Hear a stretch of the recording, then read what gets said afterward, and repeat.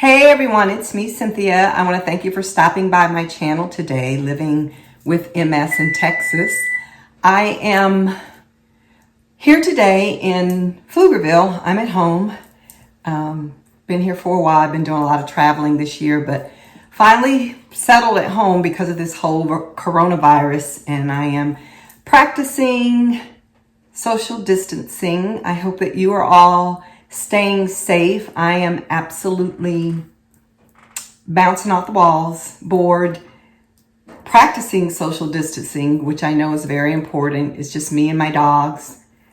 Since we've been kind of secluded, I will often go out for a walk or the grocery store. That was like the highlight of my day, but it's been rainy and I have all the supplies I need. So I am taking this serious because we all have compromised immune systems, those of us living with multiple sclerosis. So I want to make sure that I'm keeping myself safe as well as others. What I have been doing the time is eating and drinking and being merry. I've been making some wonderful dishes. I've made potato and leek soup, leek and crab bisque, lasagna. I eat a little bit of stuff and then I freeze it because I'm trying not to get fat, but I'm terribly bored, and cooking and experimenting is one thing that I do. There are two ways that I've been kind of occupying my time. I've been vacillating back and forth between playing beauty salon, coloring my hair, taking it from under this wig, wearing it out for a couple of days, doing different things, and cooking. So playing Food Network. So today what I'm going to do is I am going to make some, what is this? It's a recipe for applesauce bread. So I'm using, and none of this is healthy, by the way. I'm going to use some ingredients that were left over from Thanksgiving, when some of the family was here visiting. They bought flour and sugar and some other things to make a dessert, and then we ended up not making the dessert, but all the stuff got left at my house. So it's poison, it's white flour, it's white sugar, and none of it is going to be good for me, but I'm just in need of comfort foods to help me through this boring period while I'm bouncing off the walls. So this is a recipe that I just went online and found it. Baking is not my thing really, but I figured, I'm here, might as well just try something to satisfy I'm craving something sweet. So I have a recipe that I'm cutting in half. Got my oven preheated at 350 degrees. Instead of making a loaf of bread, I'm going to make muffins, and that way I can eat one or two and then I can just freeze the rest in a like a freezer bag. So I need to first take sugar, and I think this is like 3/4 a cup of sugar because it's a recipe that I've cut in half. And instead of 4 eggs, 2 eggs, and they've been sitting out, so they're at room temperature. So let me see if you can see this bowl here. And I apologize because this might not be the best video, but this is new. I'm just trying something different. So I'm taking the 2 eggs. I no longer have I have a mixer, but somehow in my moves, my last 2 or 3 moves, my beaters didn't get here. So I've got to figure out how to get some replacement beaters. So I've got a couple eggs, and I usually purchase free-range eggs that brown usually. I don't really know why, other than my daughter told me the brown ones are better and they're organic. So I'm supposed to toss the sugar and eggs in a bowl, and since I don't have a mixer, I'm just using this to mix it. So the sugar here, and I guess it's supposed to get a little creamy, and we'll just see how that goes. So the sugar and the eggs together in the bowl. I hope that this is coming out well on the video. And let's see. I'm supposed to do this. Well, said to do it until it turns like the color of lemons, till it thickens and turns the color of lemons, and I think that I'm probably there. So, okay, then, you know, add the applesauce. So you can make applesauce with apples, or you can use store-bought, and I had these ones that are in the little packet basically for snacks. So I'm gonna add, I think it's like a cup and a half of applesauce, and I have a little bit left over here. So first add the applesauce, and it's cinnamon applesauce. It's supposed to be plain, I think, but it's got cinnamon in it because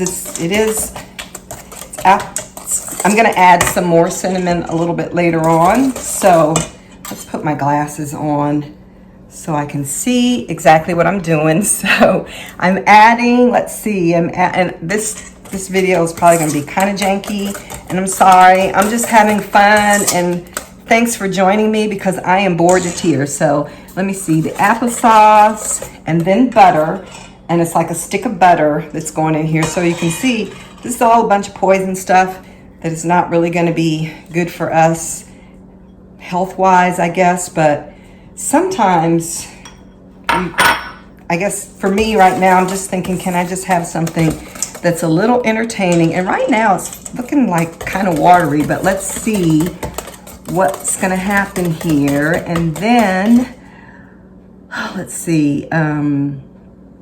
Okay, so it looks a little curdled, and that's what it's telling me that it's supposed to do. Now I'm gonna dump in my flour, and it's a cup and a half of flour that I'm putting in here, and then some salt and baking soda, which I think is what's gonna cause it to rise, because the flour it's all purpose. So I think the salt and the baking soda is what makes it rise. And then I'm gonna add, I think there was already some cinnamon in the applesauce, but I think I want the cinnamon flavor and a lot more. So I'm just gonna add some more, and this is a quarter of a teaspoon, but I did a half, so because I like the flavor of cinnamon, and there are some medicinal benefits for cinnamon. So okay, so it's looking, you know, it's looking kind of like a cake batter, and we'll see. I'm not gonna of course keep this going the whole time, because I think it's probably gonna have to, and I'm sorry because it's just probably going all over the place, but okay, I'm sorry because it's probably just going all over the place, but I've got the ingredients, or the flour's all wet, and I want to make sure that it's all, I think, mixed up pretty well, so that the baking soda and the salt go throughout the flour mixture. So let me just see here. It says, let me see, about an hour. Okay, so 20 to 25 minutes for the muffins. And so I'm gonna kind of like put a pause in here, and then I'll come back and we'll continue on after I put it into I'm gonna spoon them into the muffin pan. I'm gonna go offline to do that and just spoon it in the muffin pan, and then I'll come back a little later and you'll see the finished product. And of course, I'm drinking my wine while I'm here, so I'll see you guys in about a half hour. Bye for now. Okay guys, I'm back with the finished product, my applesauce muffins. I took a recipe and cut it in half. It was for 2 loaves or 24 muffins, and so I cut it in half, and I have 12 muffins. They cooked for about 23, 24 minutes, and I saw that they were getting kind of brown, so I took them out. I think they can cook up to like 25 minutes, and of course it always depends on your oven. So I haven't tried them. I've allowed them to cool. They smell good.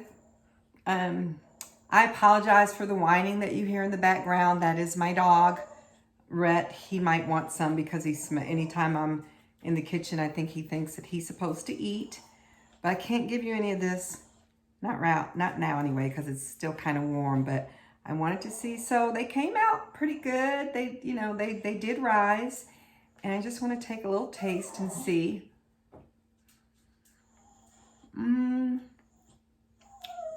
Not really sweet enough. Wow. But, okay. They'll be a nice little, they have a little bit of sweetness to them. Put some butter on them, they'll probably be better. So, but I guess that'll keep me from eating too many. Because they're about, 300 calories per slice of bread, it said. So maybe 350 or something like that. One little muffin. That's an awful lot. So yeah, they're probably going in the freezer, and somebody will eat them when they're here visiting. My children, when they come.